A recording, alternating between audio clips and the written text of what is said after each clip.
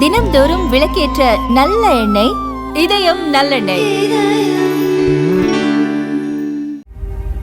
உங்கள் மீடியா கனவு பணத்தால் தடைப்படுகிறதா? தகுதியான நபர்களுக்கு 100% வரை ஸ்காலர்ஷிப், படிக்கும் அனைவருக்கும் internship, placement assistance. Pandey school of journalism short term கோர்ஸில் உடனே சேர psj234@yahoo.com, phone 7338824242.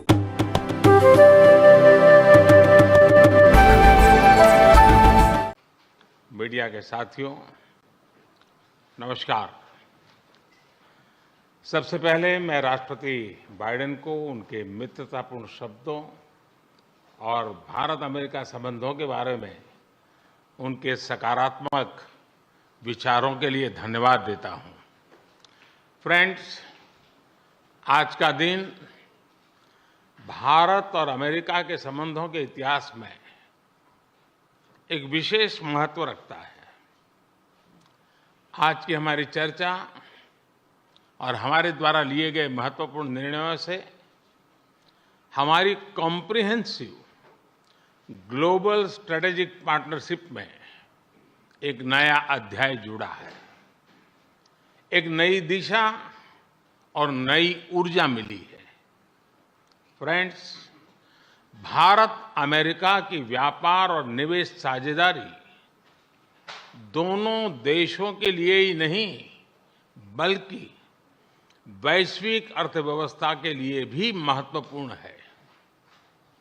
आज अमेरिका भारत का सबसे बड़ा ट्रेड पार्टनर है।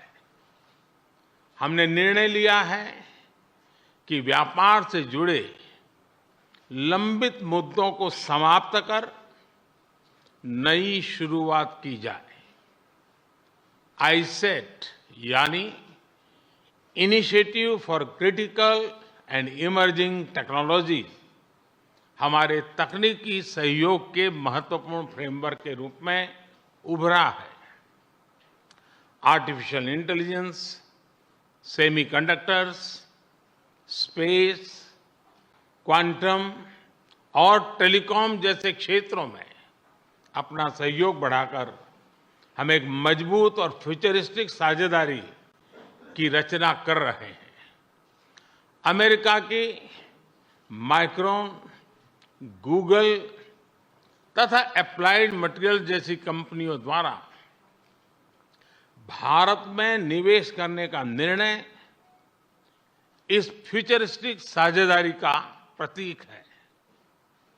इस यात्रा के दौरान मुझे अमेरिका के कुछ अन्य सीईओज के साथ मुलाकात करने का भी अवसर मिला।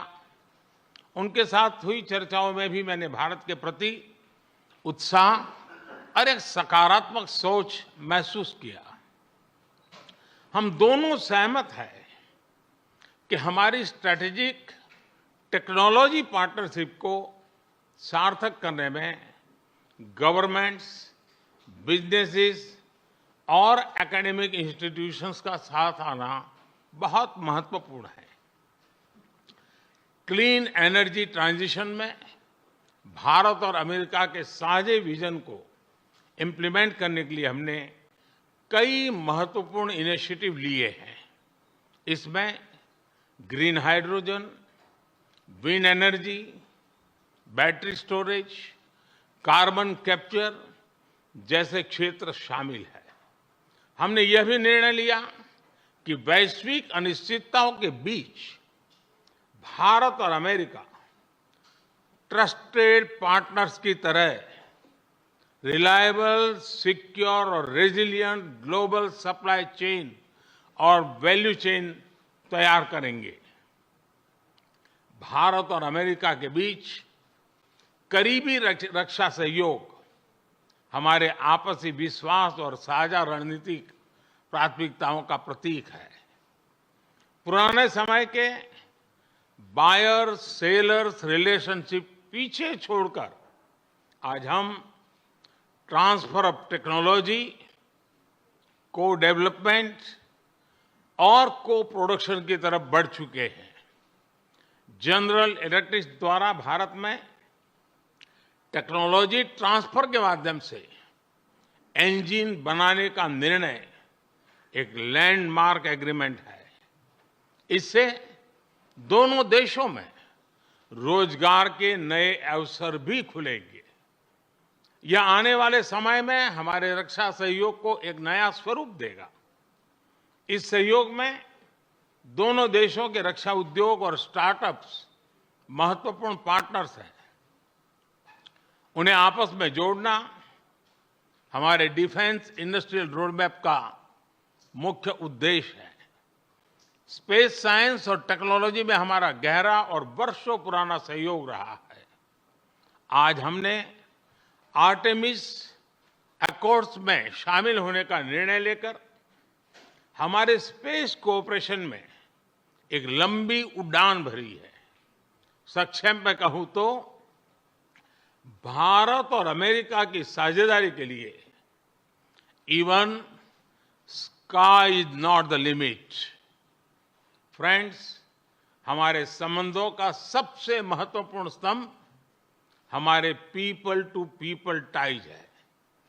भारतीय मूल के 40 लाख से भी ज्यादा लोग आज अमेरिका की प्रगति में महत्वपूर्ण योगदान दे रहे हैं। आज सुबह व्हाइट हाउस में इतनी बड़ी संख्या में भारतीय लोगों की उपस्थिति इस बात का प्रमाण है कि इंडियन अमेरिकन्स हमारे संबंधों की असली ताकत है। इन संबंधों को और गहरा करने के लिए हम अमेरिका द्वारा बेंगलुरु और अहमदाबाद में कॉन्सुलेट्स खोलने के निर्णय का स्वागत करते हैं। उसी तरह सिएटल में भारत का नया कॉन्सुलेट खोलेंगे। फ्रेंड्स, आज की बैठक में हमने कई क्षेत्रीय एवं वैश्विक मुद्दों पर चर्चा की। इंडो पैसिफिक में शांति और सुरक्षा यह हमारी साझा प्राथमिकता है। हम एकमत है कि इस क्षेत्र का विकास और सफलता पूरे विश्व के लिए महत्वपूर्ण है। हमने क्वाड पार्टनरशिप के साथ मिलकर इस क्षेत्र के सभी देशों के साथ अपना समन्वय बढ़ाने पर विचार साझा किए। आतंकवाद और कट्टरवाद के खिलाफ लड़ाई में भारत और अमेरिका कंधे से कंधा मिलाकर चल रहे हैं। हम सहमत हैं कि क्रॉस बॉर्डर टेररिज्म को समाप्त करने के लिए ठोस कार्यवाही आवश्यक है। कोविड महामारी और यूक्रेन संघर्ष से ग्लोबल साउथ के देश विशेष रूप से पीड़ित हुए हैं। हमारा मत है कि इन समस्याओं के समाधान के लिए सभी देशों का एकजुट होना अनिवार्य है। यूक्रेन के घटनाक्रम के शुरुआत से ही भारत ने डायलॉग और डिप्लोमेसी के माध्यम से इस विवाद को सुलझाने पर जोर दिया है। हम शांति की बहाली के लिए हर संभव योगदान देने के लिए पूरी तरह से तैयार हैं। भारत की G20 की अध्यक्षता में हम one earth, one family, one future उस पर बल दे रहे हैं। ग्लोबल साउथ की प्राथमिकताओं को आवाज दे रहे हैं। मैं राष्ट्रपति बाइडेन का धन्यवाद करता हूं कि उन्होंने अफ्रीका को G20 का पूर्ण सदस्य बनाने के मेरे प्रस्ताव पर समर्थन जताया है।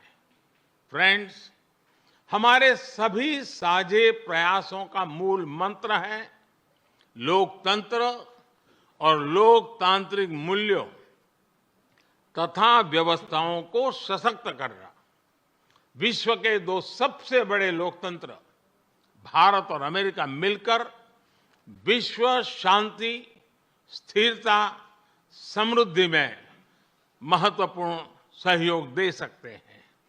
मुझे विश्वास है कि इन मूल्यों के आधार पर हम दोनों देशों के लोगों की ही नहीं बल्कि पूरे विश्व की अपेक्षाओं और आकांक्षाओं को पूरा कर सकेंगे। राष्ट्रपति बाइडेन आज की उपयोगी चर्चा के लिए मैं आपका बहुत बहुत धन्यवाद करता हूं। इस वर्ष G20 समिट के दौरान आपका भारत में स्वागत करने के लिए भारत और मैं स्वयं भी बहुत ही उत्सुक है। और जैसा राष्ट्रपति जी ने कहा, हम लोगों को मुझे जाना है बाद में कांग्रेस को एड्रेस करने के लिए, और इसलिए ज़्यादा अधिक समय न लेते हुए मैं मेरी बात को विराम देता हूं। मैं फिर एक बार राष्ट्रपति का बहुत बहुत धन्यवाद करता हूं।